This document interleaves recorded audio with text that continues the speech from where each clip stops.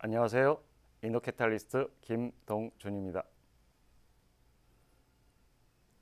지금부터 AIX 시대 혁신 리더에 대해서 말씀을 드리도록 하겠습니다. 콘텐츠는 보시는 바와 같습니다. 처음에 AIX 시대가 뭔지 좀 말씀을 드릴 거고요. 다음에 혁신 리더인데 안에 내용을 보시면 혁신, 리더십이 무엇인가 이런 것들이 쓰여 있는데 순서는 좀 다르게 얘기할 수도 있습니다. 여러 가지 흐름상 요 구조대로 그대로 말씀을 드리진 않을 거고 순서는 좀 바뀔 수 있다. 그렇게 생각하시고 보시면 좋겠습니다. 그럼 제일 처음 AIX 시대. AIX 시대가 뭔가를 좀 알아야 AIX 시대의 혁신 리더가 어떤 사람인가를 좀 알 수 있기 때문에 그 얘기를 좀 할 건데 그러기 위해서 최근에 발표됐죠. 오픈 AI, AGI 5단계에 대해서 말씀을 좀 드리고자 합니다. 제일 처음에 우리가 보고 싶은 것은 1단계입니다. 대화형 AI. 지금 챗GPT 많이들 쓰고 계시죠? 근데 그 단계를 보면 우리가 emerging이라고 표현이 돼 있어요. 영어로 emerging, 우리로 뜻으로 보면 출현하다, 발현하다, 창발하다 이런 뜻입니다.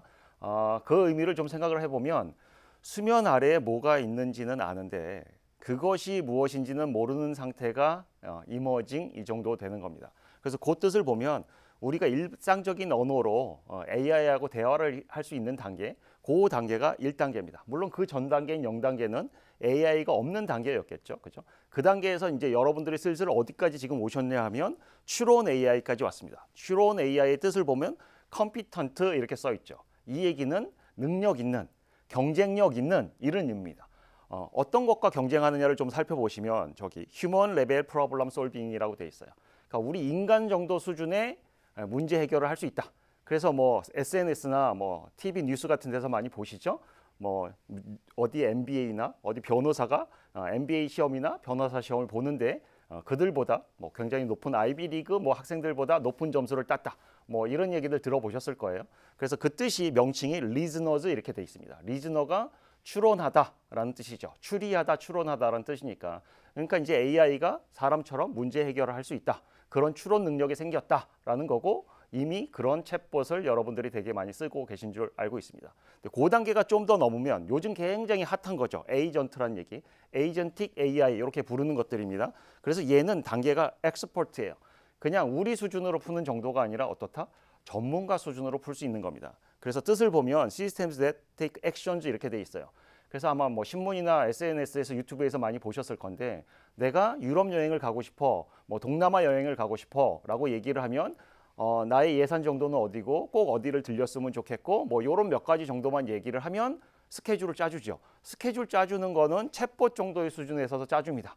근데 스케줄만 짜주는 게 아니라 내가 가고 싶은 호텔에 연락을 해서 예약까지 잡아주는 테이크 액션까지 취할 수 있는 정도의 시스템이 되는 게 자율 AI가 되겠습니다. 그거보다 좀 더 높으면 혁신 AI, 이노베이터즈라고 돼 있고 단계는 버추얼 소울라고 돼 있어요.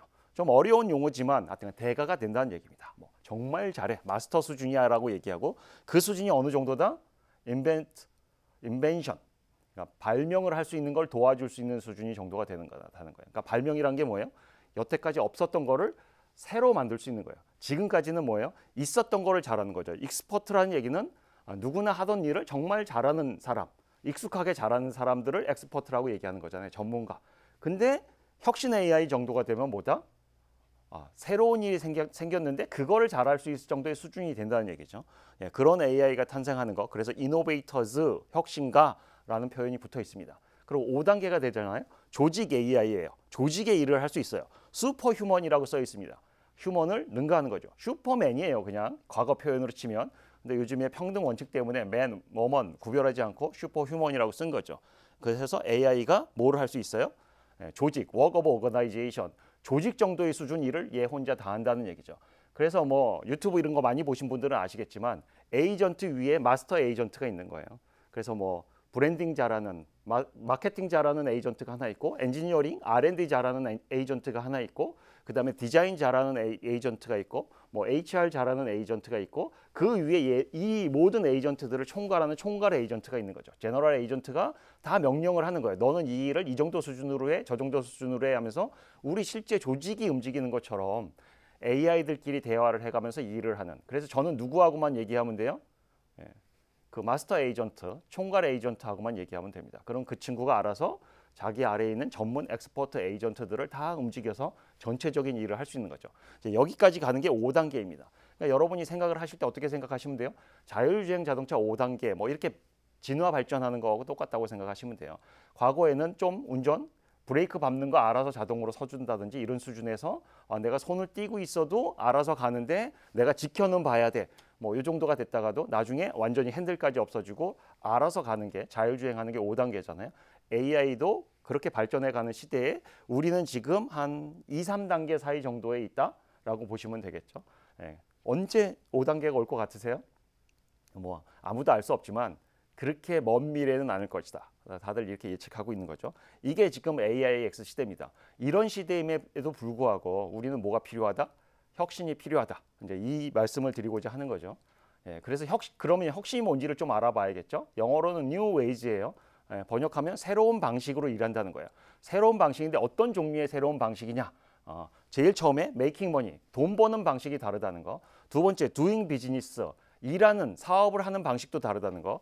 세 번째 소비자를 고객을 이해하는 방식도 다르다. 그래서 고객을 다른 방식으로 이해하고 사업을 수행하는 방식도 다르게 하고 그 다음에 돈 버는 방식도 다른 게 그게 뭐다? 혁신이다라는 거죠. 앞에 다 동일하게 뭐가 붙었다? New Ways, 새로운 방식이 붙었다는 게 중요한 거예요. 근데 여기서 제일 중요한 거 한 가지가 있습니다. 혁신은 Ways, 수단, 방식이라는 겁니다. 그러니까 이건 목적이 아니라는 거예요. 목적과 수단으로 봤을 때 수단이 목적화되면 그 일은 망하는 거거든요. 그리고 나 혼자 일을 하는 게 아니잖아요. 그 목적을 나만 가지고 있는 게 아니라 같이 일하는 사람들도 다 공유해야 됩니다. 근데 이게 굉장히 어려운 일이겠죠. 왜냐하면 혁신은 새로운 일을 해야 되는 거니까. 그래서 혁신의 일 예를 하나 들으면 우리 모두 아는 게 쿠팡 아닐까 생각해요. 쿠팡을 다 쓸 테니까. 그래서 우리가 쿠팡이 고객을 이해한 방식이 좀 달랐죠. 어떻게 달랐습니까? 보통 우리가 주문을 하면 배달이 오잖아요. 배달이 오는 시간이 며칠 걸리는 게 정상이라고 생각하나요? 정말 빨라야 하루면 오지 라고 생각하는 거잖아요. 특급 배송을 해야 하루 만에 오지 라고 생각을 하던 거에서 그게 아니라 오늘 저녁에 주문을 시키면 내일 새벽에 와 있어요 이렇게 생각한 거죠. 그게 정말로 필요했던 사람들이 누굴까요? 예를 들면 직장을 다니는 엄마들이에요. 예, 직장 일을 막 하고 6시에 퇴근하고 장 보고 오면 일찍 와봐야 8시. 근데 와서 뭐 아이들이 초등학교 다니는 아이의 뭐 문자를 한번 보니까 내일 준비물이 뭐예요? 라고 돼 있다든가 예, 뭐 내일 아침에 갑자기 김밥을 싸줘야 된다든가 8시에 어디 가서 장 보고 와서 그걸 싸줄 수 있는 것들이 그렇게 많지는 않죠. 쿠팡 같은 것이나 마켓컬리 같은 것이 이런 고객도 있어. 이 고객은 정말 이게 힘들어. 이 문제를 본인 스스로 해결하지 못해 우리가 풀어줘야 돼라는 생각을 한 거죠. 예. 근데 고객을 이해했다고 혁신이 일어나나요? 그렇지 않죠. 10시에 주문을 받아서 새벽 4시까지 배송을 하려고 그러면 뭘 바꿔야 됩니까? 예, 물류 전체를 다 싹 뒤집어 엎어야 됩니다. 기존의 물류 방식으로는 그런 일을 할 수가 없죠. 그러니까 사업을 수행하는 방식이 완전히 달라지지 않고서는 저 고객을 만족시킬 수가 없는 거예요. 그러니까 고객을 이해했다고 혁신이 일어나지 않는 이유는 너무나 많은 것을 새롭게 바꿔야 되기 때문입니다. 그러니까 사업하는 수행하는 방식도 바꾸고 거기에는 엄청난 돈이 들어갔을 거 아니에요. 근데 기존의 고객 정도에 만족시키는 정도의 돈을 번다? 수익 창출이 안 되겠죠. 왜냐하면 투자를 너무나 많이 했기 때문에 물류 구조를 완전히 싹 바꿨는데 그 돈을 다시 걷어들이려고 그러면 뭐 1, 2년에는 걷어들일 수 없잖아요. 일반적인 방법으로는. 그래서 돈 버는 방식도 바뀌는 겁니다. 그래서 수익 창출도 방식도 달라지고 사업 수행도 방식도 달라지고 고객 이해 방식도 달라지죠. 그래서 경쟁자가 그 모습을 봤을 때 이해하기가 어렵잖아요. 그리고 너무나 그 일이 일어나는 건 당연해요. 하지만 그 일을 할 수 있을까요? 그렇지 않죠. 바꿔야 될 게 너무 많은 거예요. 엄두가 나지 않는 거예요. 지금 내가 이걸 잘하던 게 있는데 이 정도면 어느 정도 만족할 수준이 되는데 이걸 바꿔서 이미 새로운 혁신을 한 기업을 따라간다? 그래서 저 정도 이익을 아니면 그중에 얼마라도 지금보다 나은 이익을 낼 수 있다는 보장을 하기가 우리 너무 어렵죠. 그러니까 혁신한 사람만 1등만 계속 가는 거지 2등, 3등이 혁신의 세상에 별로 없죠. 그러니까 그 혁신한 성공한 그 기업만이 모든 것을 다 누릴 수 있는 위너 테이크스 잇 올, 승자 독식의 현상들이 일어나게 되는 겁니다. 그래서 많은 사람들이 혁신을 하고 싶어 하죠. 하지만 그 길이 너무 어렵기 때문에 혁신에 엄두가 나지 않는 겁니다.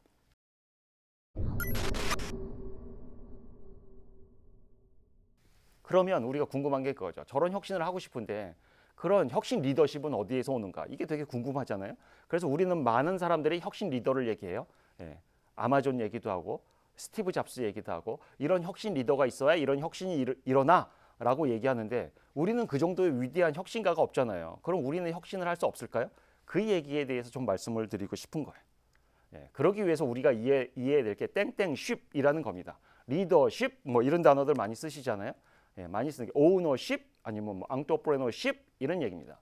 그러면 리더십은 리더가 가진 거고 오너십은 주인이 가진 거고 앙토프레너십은 창업자가 가진 걸까요? 예, 여기에 제가 의문을 제기하고 싶은 겁니다. 과거에 이런 얘기가 있었죠. 주인이 아닌데 자꾸만 어떻게 오너십을 강요하느냐. 뭐 보통 기업에 들어가면 아니면 알바한테도 요구하는 거죠. 네가 오너십을 갖고 일해라. 아니 주인만이 가지는 게 오너십인데 나는 주인이 아닌데 왜 나한테 자꾸만 오너십을 강요할까? 나한테 일을 더 많이 시키려고 하는 거 아닐까? 예, 이런 오해가 충분히 있을 수 있어요. 사실 그런 일들도 있고 근데 여기서 제가 여러분께 드리고 싶은 말씀은 리더가 리더십을 가지는 것이냐 리더십을 가지면 리더가 되는 것이냐 이 얘기를 드리고 싶은 거예요. 혁신에는 어떤 현상이 더 우리에게 좋은 현상일까요? 어떤 상태가 우리에게 더 좋은 상태일까요? 이 얘기를 드리고 싶은 거죠. 그러기 위해서 제가 리더십의 정의를 미리 하나 써왔습니다. 제가 여기서 말씀드리고자 하는 리더십은 이 정의예요. 사람들이 능력을 발휘할 수 있는 환경, 조건, 상황을 만들어내는 과정이에요. 여기 프로세스라고 써 있는데 과정이란 뜻은 무슨 의미냐? 행동의 집합입니다. 그러니까 행동을 하나만 딱 하는 게 아니라 어떤 순서대로 일련의 행동을 한다든지 여러 가지 행동을 동시에 하거나 이합 집산을 한다든지 그러니까 많은 행동들의 세트, 집합체가 과정이라고 얘기하는 거죠. 그래서 인풋을 받아서 여러 가지 행동들이 일어나는 과정을 거쳐서 아웃풋이 산출물이 나오는 거죠. 그랬을 때 리더십은 뭐 하는 거다? 사람들이 능력을 부여받아요. 어떤 능력? 문제를 해결한다든지 가치를 창출한다든지 그런 능력을 부여받은 능력을 만들어 줄 수 있게 뭘 만든다?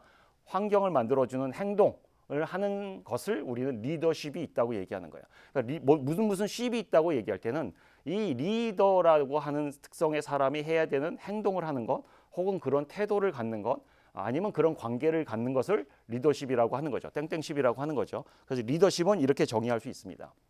그래서 우리가 생각해 볼 때 처음에 하나 생각해 봤죠. 리더십이 무엇인가에 대해서 생각을 한번 해봤어요. 리더십은 뭐라고요? 그런 행동을 하는 사람들. 그리고 리더는 누구라고요? 그런 리더십을 가진 사람이 리더라는 거예요. 좀 더 쉽게 설명하면 이런 단어는 없지만 우리가 한번 생각을 해보면 아빠는 아빠십을 가지고 있는 거죠. 엄마는 엄마십을 가지고 있는 거죠. 그래서 엄마는 엄마십, 마더십을 가지고 있기 때문에 엄마의 행동들을 하고 엄마의 태도를 갖고 엄마하고 나하고의 아들과 엄마의 관계가 되는 거죠. 아버지는 아버지의 행동을 하고 아버지의 태도를 가지고 있고 저하고 아버지의 관계가 이루어진 거죠. 그래서 과거에는 이게 스위칭, 바뀌는 일이 없었어요. 근데 요즘 여러분이 주변을 보시면 아버지인데 마더십을 가진 사람이 있나요, 없나요? 혹은 엄마인데 파더십을 가진 사람이 있나요, 없나요? 과거에는 자기의 조건이 물리적 상태가 어떤 태도나 행동을 다 결정하던 시절이었어요. 근데 AIX 시대에는 그런 거 없이 역할이 아래날이 너무나 많이 바뀔 수 있다는 겁니다. 왜? 변화가 너무 무쌍하기 때문이죠. 이렇게 변화하는 시대에 리더라는 역할을 고정시켜 놓고 어떤 리더, 마케팅 리더는 마케팅 역할만 하는 거야. 브랜딩 리더는 브랜딩 리더 역할만 하는 거야. 엔지니어링 리더는 엔지니어링 역할만 하는 거야. 디자인 리더는 디자인 역할만 하는 거야. 이렇게 얘기하다가는 변화에 따라갈 수 없고 그런 변화에 따라갈 수 없으면 혁신은 일어날 수 없는 거죠. 그러니까 나는 리더십이란 걸 가지고 있으면 그 리더십을 가진 사람이 그 역할을 하면 되는 거죠. 그래서 리더라는 걸 고정하지 않고 내가 사원이더라도 리더십이 있으면 내가 엔지니어인데 그런 엔지니어링 문제가 일어났을 때 엔지니어링 리더십을 내가 발휘하게 되면 그 문제를 해결할 수 있는 조건을 부장님, 팀장님, 상무님, 사장님이 만드는 게 아니라 신입사원도 만들 수 있다. 근데 모든 조건은 팀장이, 임원이 만들어야 돼. 그런 조직이 새로운 변화를 받아들여서 새로운 일을 할 수 없는 거죠. 뉴에이지가 안 일어나는 거야. 그렇기 때문에 혁신의 세계에서는 리더십을 가진 자가 리더가 되는 게 옳다. 이 얘기입니다. 이 주장입니다. 그래서 왜 리더십이 필요한지에 대한 얘기가 우리가 할 수 있는 거죠. 그래서 리더십 하면 여러분이 기억하셔야 될 게 리더십이 해야 되는 목표는 아주 쉬워요. GPS로 기억하시면 돼요. 첫 번째 G는 그로스, 두 번째 G는 퍼포먼스, 세 번째 G는 석세스입니다. 그래서 GPS 약자를 딴 거죠. 그래서 혁신을 하면 성장이 있어야 되고 혁신을 하면 성과가 있어야 되고 혁신을 하면 성공이 있어야 돼요. 셋 중에 하나는 최소한 있어야 돼요. 셋 다 하면 다 좋지만 성과가 나지 않더라도 성장을 해야 될 수도 있고 성과가 나지 않더라도 성공할 수 있어야 되는 거죠. 혁신을 했다 그러면. 그래서 GPS 이 세 가지 조건 중에 하나는 필수로 해야 되는데 이제 세상이 바뀌어서 여기다 플러스 H가 하나 붙은 거죠. 여러분들이 다 짐작하셨겠지만 H는 해피니스입니다.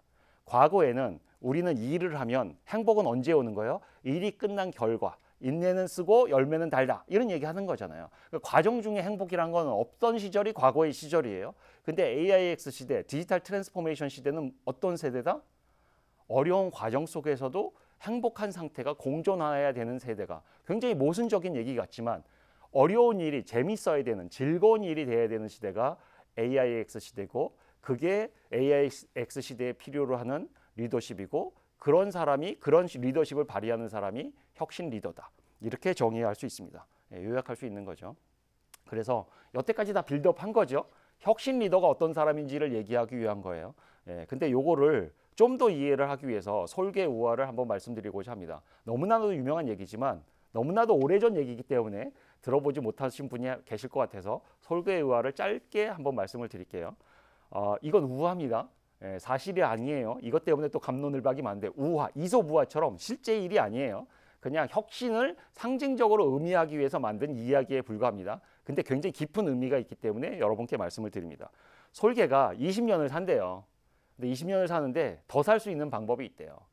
20년을 더 살 수 있는 방법이 있는데 그게 뭐냐 하면 솔개가 산으로 올라가서 부리를 바위에 부딪혀서 부리를 뽑아요. 왜냐하면 솔개가 20년을 살으면 다 수명을 다했기 때문에 다 너덜너덜해진 거죠. 그렇게 털이 부스스해지고 발톱, 부리가 다 부스스해지면 먹이를 잡을 수 없기 때문에 죽는 거죠. 그래서 산으로 올라가서 부리를 뽑고 그럼 새 부리가 나요. 그럼 새 부리로 발톱을 다 뽑아요. 그럼 새 발톱이 나요. 그럼 발톱과 부리로 털을 다 뽑아요. 그럼 새 털이 나요. 그럼 완전히 새롭게 재탄생하는 거죠.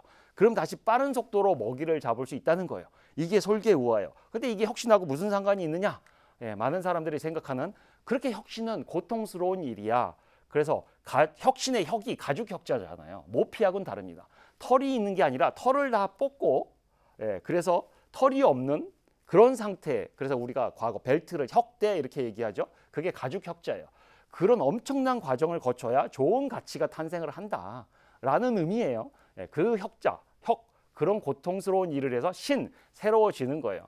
혁신은 그렇게 고통스러운 일이야. 고통을 감수할 수 있는 각오와 노력이 있어야 돼. 우리 혁신을 할 거니까 그런 걸 준비를 하자라고 과거에 얘기했고 이게 먹혔죠. 언제? 평생 직장이던 시절에. 그렇게 고통이 있어도 이 고통을 감내하고 나면 고생 끝에 낙이 올 거야. 우리는 행복해질 거야. 그럼 우리 모두 해피엔딩으로 끝나라고 얘기하던 시절이 있었는데 좀 전에 제가 뭐라고 그랬어요? 과정은 고통스럽고 결과만 행복한 건 우리는 이제 받아들일 수 없는 시절이 된 거예요. 과정 중에도 행복해야 되는데 이게 말이 돼? 결국 우리한테 노동을 강요하려고 그냥 하는 얘기가 아니야? 이러면서 퇴출되는 얘기가 돼버린 거고 그래서 솔개의 우화가 진짜다 사실이다 아니다 갖고도 갑론을박하는 거죠. 근데 이 우화에는 그냥 고통만을 얘기한 게 아닙니다. 여기서 굉장히 중요한 메시지를 전달하는 단어가 있다는 거죠. 그거는 주체예요. 자발적 도전 정신. 무슨 얘기냐? 솔개를 누가 산으로 보냈을까요? 이 우화에 보면 누가 솔개한테 산으로 가라 이렇게 얘기한 적이 없어요. 스스로 산에 간 솔개만이 20년을 더 사는 겁니다. 이건 혁신에서 굉장히 유명한 인용 구문이 있습니다. 뭐냐면 혁신에는 주체만 있지 객체는 없다는 겁니다. 그러니까 주체가 돼서 내가 할 때 혁신이 일어나지 혁신을 당하는 객체가 되면 야 우리 혁신하자 너는 혁신을 해야 돼 라고 얘기했을 때 혁신이 일어나지 않는 이유이기도 해요. 내가 혁신을 해야지 라고 생각해야 혁신이 일어난다는 의미를 이 솔개우화가 담고 있습니다. 그리고 정말 어쩌면 이게 제일 중요한 마지막 솔개우화가 담고 있는 메시지가 있어요. 뭐 그릿이란 책을 읽어보셨는지 모르겠는데 그 그릿이란 책에 보면 그릿이란 심리학적으로 어떤 의미냐면 열정이 있는데 열정이 있으면 뜨거워잖아요. 그럼 금방 식잖아요. 그 뜨거운 열정이 오래 가는 걸 그릿이라고 해요. 성공하는 모든 사람은 저 그릿을 가졌다는 거예요. 열정이 금방 있다가 식는 작심삼일하는 게 아니라 그 열정이 1년, 5년, 10년이 가는 그런 열정을 가진 그런 상태 태도를 우리는 그릿이라고 한다는 거죠.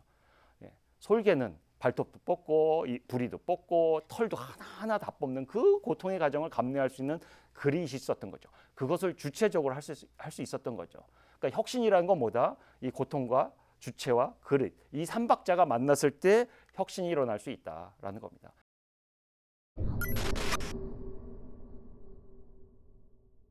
혁신이라는 건 그냥 쉽게 일어나는 게 아니라 우리가 혁신을 경영할 수 있어야 경영의 대상이라는 거예요. 혁신은 도구기 때문에 혁신을 경영해야만 그런 혁신이 자주 일어날 수 있는 거죠. 그렇지 않으면 스티브 잡스나 베프 제조스나 이런 위대한 앨런 머스크나 이런 위대한 카리스마틱한 타고난 사람들만이 혁신을 할 수 있다고 생각하게 되는 거예요. 그렇지 않습니다. 여러분이 주변을 살펴보시면 우리가 일반적인 사람이라고 생각하는 사람들 혁신을 하는데 그런 천재적인 것들이 아니더라도 굉장히 체계적으로 요 삼박자를 맞춰서 혁신 경영을 한다 그러면 누구든지 혁신을 할 수 있다. 이제 이게 혁신 경영을 하는 사람들의 주장인 거죠. 그래서 그 안에 3P는 뭐야? 처음에 people, process, philosophy, 사람, 과정, 철학 이 세 가지가 있는 거죠. 첫 번째 people은 뭡니까? 혁신가들이 잘하는 행동을 하는 사람들이 있다는 거예요. 그런 리더십, 혁신 리더십을 가진 사람은 그런 행동을 잘하는 사람인 거죠. 그렇게 내가 길러진 거죠. 학습해서 그런 사람이 성품을 갖게 되는 거죠. 근데 그런 성품을 가졌더라도 조건이 안 맞으면 상황이 안 되면 그런 행동을 할 수 없잖아요. 그래서 혁신 리더십이 가진 사람이 그런 조건을 만들어주면 그런 조건에서 잘하는 하용하는 행동들이 또 다른 5가지가 있다는 거죠. 그리고 그런 것들을 반복하면 어떻게 돼요? 그게 그 조직의 철학, 문화가 되는 거예요. 그래서 혁신 철학에 포함된 5가지 행동들이 있다라고 주장한 사람들이 있는 거죠. 그래서 피플의 5가지 행동, 프로세스의 5가지 행동, 필로소피의 5가지 행동들을 했어요. 이 다를 모으면 뭐라고 얘기할 수 있을까요? 그것이 매니징 언서턴티입니다. 그러니까 혁신을 경영한다는 건 무슨 얘기예요? 불확실성을 경영하는 거예요. 일반적으로 분명해도 어려운 일이잖아요. 벤치마킹에서 패스트 팔로잉을 해도 어려운데 혁신은 뭐다? 불확실성을 경영하는 거예요. 이 얘기를 좀 이해하실 필요가 있어요. 그래서 나머지 행동들은 다 쉽고 저 필로소피의 1번하고 2번 얘기를 좀 말씀을 드리고자 합니다. 첫 번째, unstructuring time이라는 게 있어요. 시간을 비구조화하는 겁니다. 여러분은 그동안 많은 일을 시간을 구조화하느라고 엄청나게 고생들을 많이 하세요. 다른 말로 시간을 구조화한다는 건 효율화한다는 얘기예요. 효율화. 근데 여기서는 시간을 비구조화하래요. 효율화한다는 얘기는 무슨 의미입니까? 자동화하는 거예요. 자동화한다는 건 무슨 얘기입니까? 습관화되는 거예요. 그러니까 내가 의식하지 않아도 너무나 자동적으로 그 일을 잘하는 거죠. 그렇게 잘하는 일을 포기할 수 있습니까? 그것을 뉴 에이지, 새로운 방식으로 바꿀 수 있습니까? 여기서 굉장히 많은 갈등, 모순 구조가 생깁니다. 그러니까 효율화, 잘하는 걸 버리고 새로운 방식으로 따라가야 혁신이 일어나기 때문에 혁신을 잘하는 사람들은 뭘 한다? 어떤 문화가 있다, 그 조직에? 좀 잉여, 쓸데없는 짓을 하는 걸 허용하는 문화가 있는 거죠. 근데 굉장히 효율적인 조직에서는 어떤 일이에요? 쓸데없는 짓 하지 마. 이런 걸 입에 달고 사는 거죠. 그것이 최선입니까? 이런 질문을 하게 되는 거죠. 그런 조직이 나쁜 조직이 아님에도 불구하고 혁신은 일어나지 않는다. 다음 세대를 기대하기 어렵다. 이 얘기인 겁니다. 그게 unstructuring time입니다. 그리고 어떻게 보면 더 중요한 take risking이에요. 우리가 위험을 감수할 수 있냐는 거죠. 많은 사람들이 많이 준비해서 나는 위험을 감수한다고 생각하는데 최근에 베스트셀러인 불변의 법칙, 모건 하우젤이 쓴 책에 보면 이런 문구가 나옵니다. 리스크란 무엇이냐? 당신들이 리스크라고 생각해서 준비하고 난 나머지가 리스크다 이거예요. 내가 이런 위험들이 있을 거야 라고 생각해서 철저하게 준비를 했어. 그게 60%야? 그러면 리스크는 나머지 40%. 내가 그걸 90% 준비했어? 그럼 리스크는 뭐예요? 준비한 건 리스크가 아니잖아요. 준비됐으니까 나머지 10%. 만약 99% 준비했어? 그래도 1% 남잖아. 100%는 없는 건. 그게 리스크야. 이렇게 얘기한 거예요. 그럼 이런 얘기를 들으면 여러분은 어떤 생각이 들어요? 아무리 철저히 준비해도 안 된다는 얘기잖아. 이렇게 생각할 수 있는 위험이 있어요. 그래서 매니징 언서턴티를 이해하셔야 돼요. 리스크와 언서턴티는 어떻게 구별하면 리스크는 준비할 수 있는 것, 언서턴티는 불확실성은 준비할 수 없는 거예요. 당신이 아무리 해도 준비할 수 없는 게 있어라고 받아들이는 태도가 중요한 거죠. 그래서 매니징 언서턴티는 뭐예요? 내가 99% 준비해서 했는데 나머지 1% 내가 준비하지 못한 일이 있어? 그 일이 나한테 닥칠 수 있어? 나도 알아. 근데 그 일이 닥쳐도 그게 이상한 일이 아니야. 그래서 내가 그 일을 닥쳐서 망하더라도 내가 쓰러지더라도 나는 다시 일어날 거야 라고 하는 태도가 있어야 혁신을 할 수 있습니다. 기업도 마찬가지죠. 쓰러지더라도 다시 일어나는 기업이 위대한 기업이고 그런 기업들이 혁신을 할 수 있는 기업입니다. 그래서 매니징 언서턴티는 뭐다? 그런 태도를 갖는 거예요. 3P로 그런 사람, 그런 과정, 그런 철학, 그런 조직 문화를 갖는 거죠. 그래서 요약하면 피터 드러커의 얘기로 요약할 수 있습니다.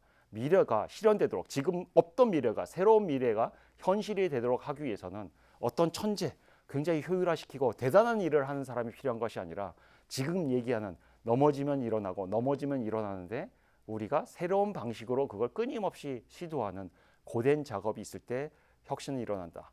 만일 여러분들이 혁신가가 되시거나 혁신 경영을 하시고 싶다면 이 얘기를 잊지 않고 기억해 주셨으면 좋겠습니다. 우리가 기억한 걸 뭐예요? 혁신은 어려운 거다. 하지만 그 어려운 일을 하면서도 우리는 즐겁고 행복할 수 있다. 근데 즐겁고 행복하더라도 우리는 망할 수 있다. 그렇지만 망하더라도 우리는 다시 일어날 수 있다. 그런 불굴의 의지가 있을 때 혁신이 여러분 곁에 있을 것임을 저는 믿어 의심치 않습니다. 그런 날이 오기를 바라면서 오늘의 제 얘기는 마무리하도록 하겠습니다. 경청해 주셔서 감사합니다.